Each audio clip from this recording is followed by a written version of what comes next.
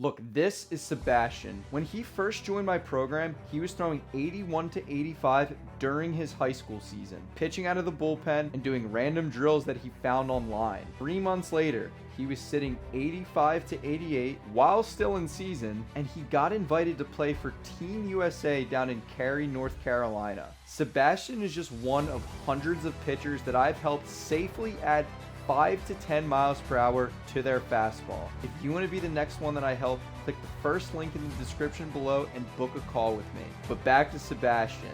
In this video, I'm going to show you exactly how Sebastian was able to start lighting up the radar gun and how you can apply these methods into your own training. We did it without a magic drill and without a 400 throw plyo ball program. All we did was align 4 specific pillars, and we're going to get into that right now.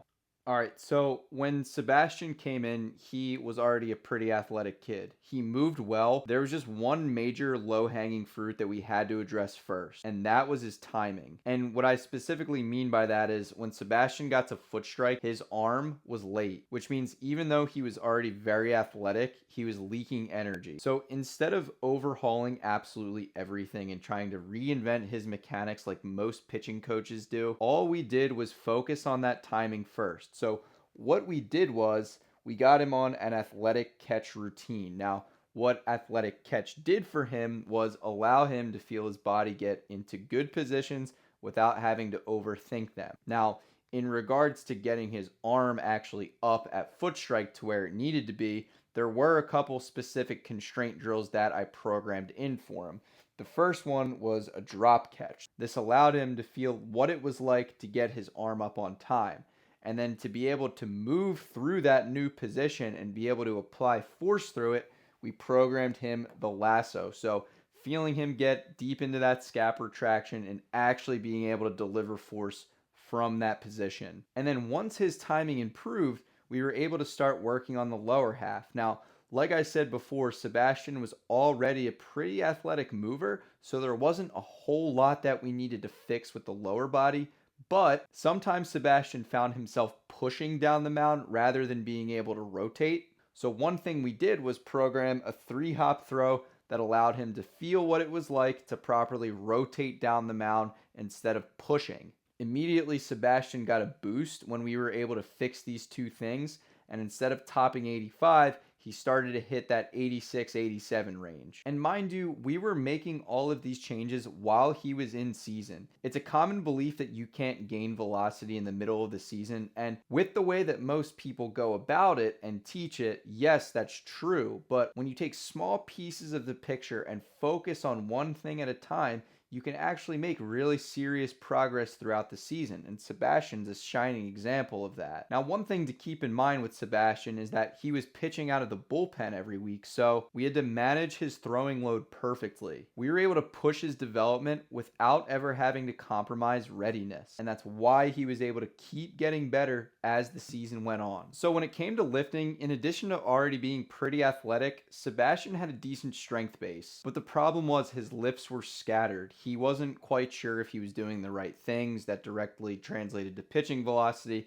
He didn't know how to structure his lift while being in season, and he was kind of just doing random things that he saw online. So he had good effort, just no structure. So what I did was I put him on a 3-day split that didn't interfere with his school lifts, because there were some days that he was lifting in the morning with his team, and all we had to do was sub out that lift or just skip it that day. So what he was doing within my program complemented what he was already doing, not interfering. And then the biggest thing with Sebastian being in season was still being able to push hard, because a mistake that a lot of guys make is they'll neglect their training by either wiping out lifts completely, or maybe they'll only go to the gym once a week. And you don't have to sacrifice intensity during the season if you have the right programming in place. So 3 days a week for Sebastian, still being able to focus on the heavy compounds, made it so where he could still throw hard during the season and gain velo while everybody else was losing their velo. With Sebastian primarily being a reliever and also playing the field, there were some days where we had to monitor his intensity. So for example, on some days where he had played second base for 5 innings and then closed out the last 2, that following day he might have been pretty gassed. So if he had a lift, we would either back the intensity down a little bit or we would skip it and move on to the next day. That's where remote training comes into play with the amount of customization that actually goes into it. But now we're going to move on to probably the most underrated part of Sebastian's transformation. And that part was mobility. So, unlike a lot of pitching programs or mobility programs out there, we didn't just do random stretches, and I didn't give him cookie cutter drills that I give to all my athletes. We went deep on targeted soft tissue work, specifically in his upper body, because one of the things that was contributing to his late arm at foot strike was a lack of external rotation in his throwing shoulder. So, once we gave him targeted soft tissue to attack that area daily, his layback improved, and that allowed him to get that arm up and improve his timing. Another thing that we focused on was his hip mobility, specifically in the right side. After an outing, Sebastian's hips would get a little bit tight, and sometimes it would take him a while to recover from outing to outing, especially if he had to throw back-to-back days out of the pen.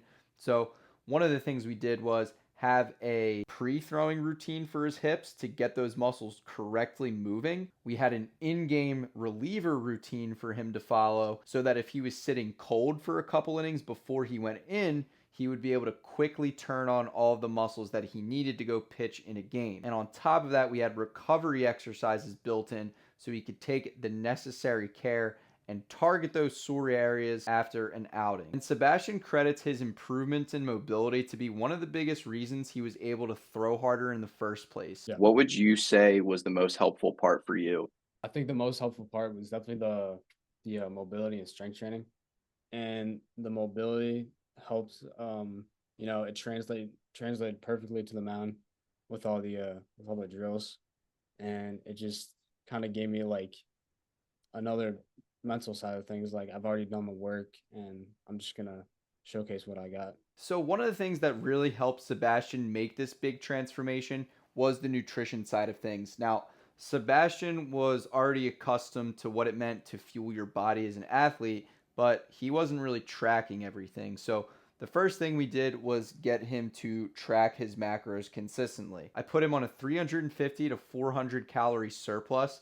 And the reason I went this high off the bat is because Sebastian has bulked before. And due to the fact that he was in season, he was burning a lot of calories as is. So getting him on a slightly higher surplus than I put some other guys on was huge for him to make those steady weight gains during the season. Because he was in season, because he was still focusing on training, because he was playing a lot of games, we needed to make sure his protein intake was high. Because upon the first couple days of tracking, we found that Sebastian wasn't eating that much protein. And during the season, when you're focusing on training, you're playing all these games, protein is going to be really important for you to make sure you're hitting, because that is going to be what rebuilds the muscle. Because Sebastian had all of these things lined up and he was following everything to a T, he was communicating with me, he was able to start gaining weight in season while most guys lose weight. And that lean mass that he added equated directly to pitching velocity. So when Sebastian lined up these four pillars, this is what happened. He cleaned up his timing, he built strength in the right way, he unlocked new ranges of motion, and he fueled recovery like a pro. And the result, he went from 81 to 85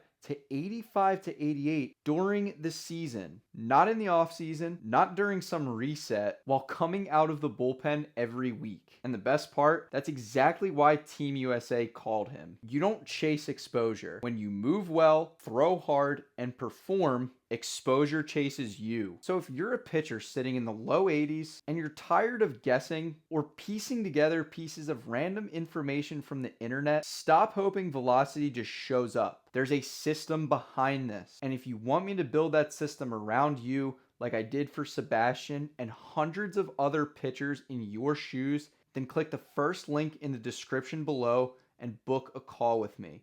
We'll talk about your situation now, where you want to get to, and exactly how I can help. Do yourself a favor and stop putting your development to the side. Click the first link in the description below and let's change your career.